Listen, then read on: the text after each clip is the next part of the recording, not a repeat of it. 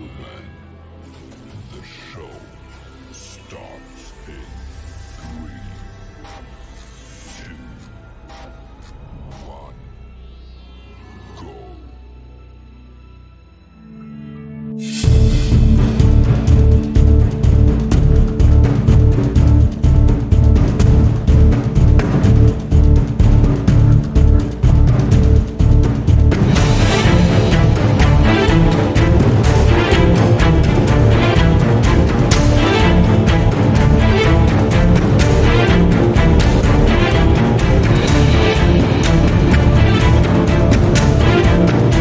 Assalamualaikum warahmatullahi wabarakatuh.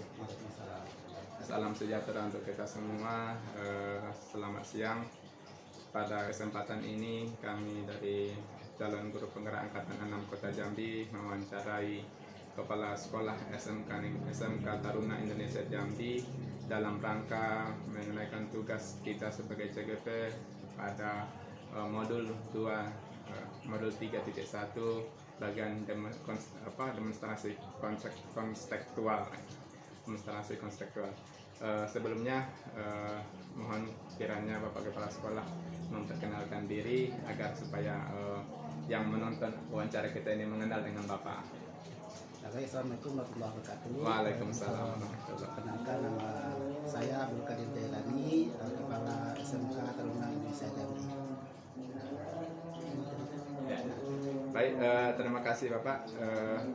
Sebelumnya kami mengucapkan terima kasih atas kesediaan Bapak untuk kami wawancarai. Semoga wawancara ini dapat menjadi pembelajaran bagi kami. Yang pertama yang kami tanyakan Pak tentang dilema etika, yang mana suatu keputusan yang kami anggap yang awam ini, yang baru ini adalah suatu keputusan yang sangat rumit untuk diputuskan karena mengandung unsur-unsur nilai-nilai yang benar gitu. Satu sisi dia mengandung kebenaran, sisi yang lain juga ada kebenarannya. Jadi suatu keputusan yang diambil sangat rumit. Kalau misalnya benar salah mungkin mudah, kalau benar kita ikuti, salah kita tinggalkan. Tapi ini keputusan yang akan kita ambil sama-sama benar. Bagaimana kira-kira Bapak mengambil keputusan seperti itu? Baik, ini tentang siswa kita ya. Boleh, silakan. Baik, kalau khusus di SMK Taruna Indonesia Jambi, kalau ada dua dilema yang demikian. Di Guru Merdeka ini kan kita menemukan jati diri siswa, lalu kita memberikan motivator untuk meneruskan jati dirinya. Nah, jadi kalaulah terjadi hal demikian seperti ekstrakurikuler yang kegiatannya mungkin mencetuskan atau meneruskan jati dirinya seperti latihan karate dan lain sebagainya, kita di SMK Taruna apabila ada perlombaan dan kegiatan keluar, tentu kita memberikan motivator untuk itu. Sedangkan untuk belajar itu sangat penting. Nah, yang belajar inilah yang kita antisipasi atau kita cari solusinya. Nah, karena untuk menentukan jati diri ke depan, meneruskan cita-cita, tentu tidak perlu di sekolah. Jadi demikian, makanya kita silakan dia meneruskan itu kegiatan ekstrakurikulernya, dan untuk pembelajarannya nanti kita cari solusi yang lain biar dibimbing di luar jam pelajaran, seperti bimbingan tambahan lah bagi yang anak yang sekolah. Terima kasih Pak. Bisa kami ambil suatu titik terang tentang kasus anak yang ada kegiatan ekstrakurikuler untuk pengembangan jati diri dia. Di samping itu dia juga harus menunaikan kewajiban dia sebagai seorang siswa di Taruna, di SMK Taruna ini. Ya Bapak. Kemudian selanjutnya bagaimana Bapak menjalankan pengambilan keputusan di sekolah ini, terutama untuk kasus-kasus yang ini? Misalnya apa langkah-langkah mengidentifikasi supaya keputusan yang Bapak berikan ini tepat untuk anak dan kepentingan anak dan sekolah? Baik, yang jelas semenjak dirubahnya kurikulum Merdeka, tentu mindset kita dan guru kita sampaikan kepada guru-guru bahwa kita memberikan motivator meneruskan kemana arah cita-cita siswa kita. yang jelas demikian. Tentu yang ini dilema, sebenarnya tidak dilema, tinggal kita cari solusi saja. Bagaimana solusi yang terbaik. Tentu kalau dipilih dua pilihan, tentu kita memilih mana yang sebenarnya tidak menguntungkan sih, ibaratnya itu boleh juga dikatakan mana yang cita-cita anak ini yang berguna untuk kedepannya apabila sudah selesai di sini. Kalau kita fokuskan hanya untuk belajar materi saja di sekolah, tentu jati diri anak kita terkekang dia di sana. Makanya kita meneruskan cita-cita mereka, meneruskan daripada apa yang terpendam dalam dirinya. Jadi kita berpegang teguh daripada peraturan Merdeka Belajar tersebut.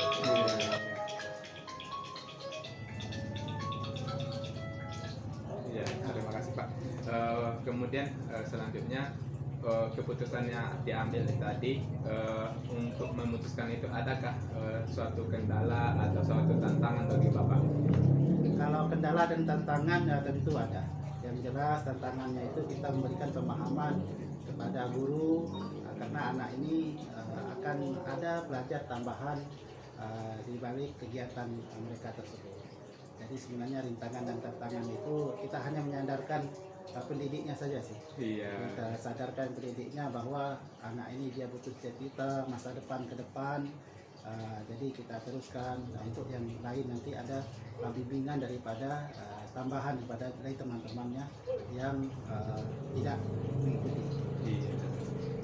Selanjutnya Pak, untuk memutuskan tadi keputusan yang Bapak ambil tadi, apakah ada waktu khusus memikirkannya atau instan spontan gitu? Bagaimana kira-kira Pak? Kita sudah di SMK Taruna, kita sudah terbiasa dengan kegiatan ekstrakurikuler. Karena anak kita ini dari dulu sebelum Merdeka Belajar kita juga menerapkan hal ini, bahwa jika ada praktek anak keluar yang meneruskan cita-cita mereka, tentu kita izinkan. Sebenarnya kita sudah mindset sebenarnya atau pemikiran ataupun pola kita untuk memikirkan itu tidak ada khusus yang untuk itu, kita hanya instan-instan saja sebenarnya. Yang penting apa? Oh ini ada peluang anak kita untuk kegiatan di luar, kita persilakan, kita sampaikan pada gurunya. Biasanya kita penuhi anak ini kita dengan administrasi, sebenarnya dispensasi dengan surat yang demikian untuk memberikan izin kepada guru dan untuk nanti belajar tambahan setelah itu. Iya, baik, respon dan tanggapan yang sangat sempurna bagi kami sebagai pembelajaran. Selanjutnya Pak, untuk memutuskan keputusan Bapak ini, adakah panutan dari Bapak, tokoh siapa gitu ya, sehingga Bapak merasa ini betul tepat untuk anak kita gitu? Kalau tokoh sih banyak tokoh yang mungkin tidak bisa kita sebutkan satu persatu. Yang jelas saya terus mengikuti perubahan-perubahan terutama kurikulum yang ada. Dulu mungkin KTSP polanya sama kita ketahui jadi yang demikian, dan sekarang kita beralih ke kurikulum Merdeka, maka kita berpatokan daripada kurikulum Merdeka tersebut. Jadi, terima kasih Pak. Ya, terima kasih Pak. Sedikit yang bisa kami sampaikan bahwasannya sepengetahuan kami SMK Taruna ini adalah SMK yang lumayan cukup besar dan bisa mengikuti perkembangan teknologi dan pendidikan, yang merupakan salah satu sekolah di Kota Jambi ini yang bisa mengikuti kurikulum Merdeka atau SMKPK dari sekian banyak SMK yang ada di Kota Jambi. Dan perlu kami sampaikan juga informasi tambahan bahwa siswa-siswa di Taruna ini mereka sangat aktif sekali dalam kegiatan ekstrakurikuler, baik itu bidang fisik, kesenian dan sebagainya, seperti misalnya bela diri. Jadi SMK ini cukup terkenal di Kota Jambi, dan jadi fokus dari kepala sekolah tadi membahas tentang ekstrakurikuler yang mungkin pada waktu-waktu tertentu bertabrakan dengan jam pelajaran. Dari solusi yang diberikan Bapak Kepala Sekolah tadi dapat jadi pembelajaran bagi kami untuk menggali apa namanya untuk bisa dipelajari dan diterapkan di masa-masa akan datang. Pada saatnya keputusan seperti itu kami putuskan. Demikian saja wawancara pada kesempatan ini. Yang terhormat Bapak Kepala SMK Taruna Indonesia Jambi, Bapak Abdul Qadir Jalani, atas kesempatan dan waktunya. Semoga Bapak selalu dalam keadaan sehat dan sukses melaksanakan aktivitas sehari-hari.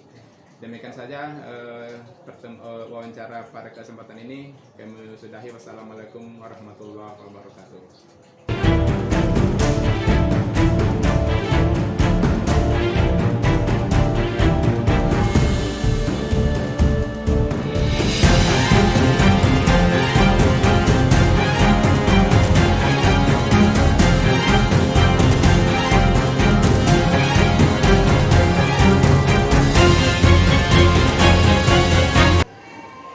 Salam sejahtera untuk kita semua. Baik, pada kesempatan ini saya sebagai calon guru penggerak angkatan 6 Kota Jambi, Provinsi Jambi, melaksanakan wawancara dengan kepala sekolah SMK Negeri 3 Kota Jambi yang terhormat Bapak Dr. Andes Wali MDS dalam rangka pengambil keputusan yang berpihak kepada murid. Nama saya Ahmad Hidayat. Inilah boleh Pak dikenalkan sebelumnya. Assalamualaikum warahmatullahi wabarakatuh. Waalaikumsalam. Nama saya Mr. MDS, Kepala Kota Jambi, Provinsi Jambi. Pada kesempatan ini, calon guru penggerak kita yaitu Pak Hidayat ini menanyakan masalah kasus-kasus yang berhubungan dengan pembelajaran terkait dengan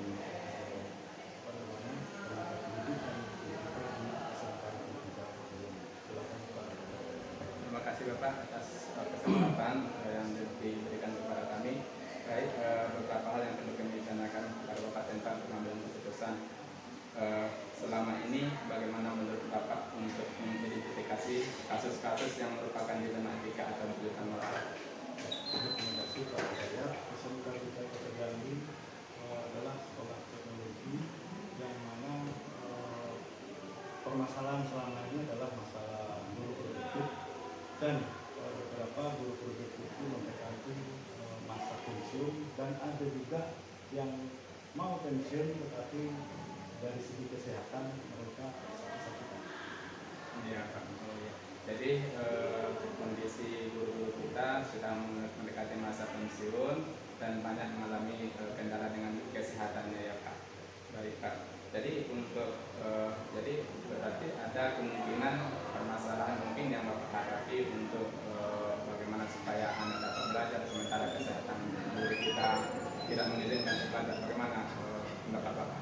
Baik Pak Hidayat, selama ini yang saya lakukan untuk menghadapi permasalahan guru-guru yang mau pensiun, kemudian dari segi kesehatan juga barangkali kurang fit itu di dalam mengajar, terutama mata pelajaran produktif.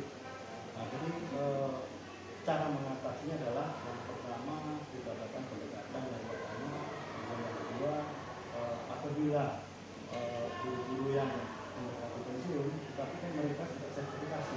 Jadi kalau mereka tidak mengajar kan sertifikasinya pada Jambi. Nah, kita beri pendekatan ataupun mungkin kita suruh berobat. Kalau mereka sudah sehat baru bisa mengajar lagi. Nah, kemudian yang kedua, barangkali kita carikan guru pengganti.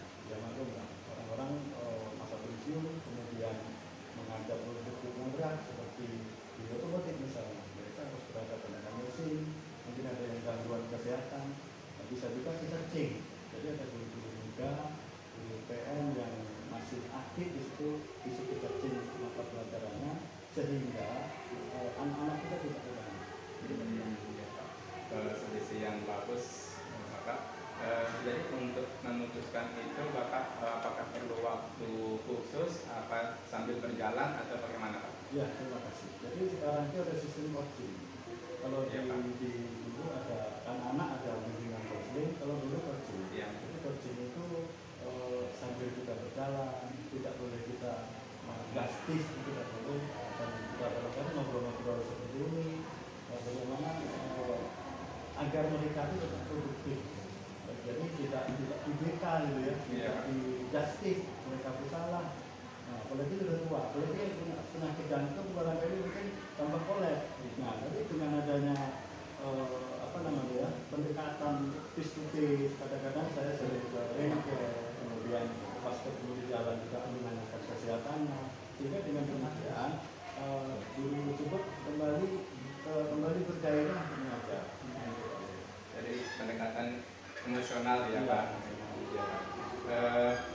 Untuk melakukan solusi yang Bapak sampaikan tadi, kira-kira faktor-faktor yang mempermudah atau ada ya faktor-faktor mempermudah atau sulit Bapak untuk melakukan kegiatan itu Pak? Ya pasti di konflik kepentingan pasti. Kadang-kadang kepala sekolah itu kan kepentingannya juga keperluannya banyak. Tapi untuk pembelajaran, karena kepala sekolah itu adalah pemimpin pembelajaran yang berfokus pada keberhasilan siswa itu harus dilakukan.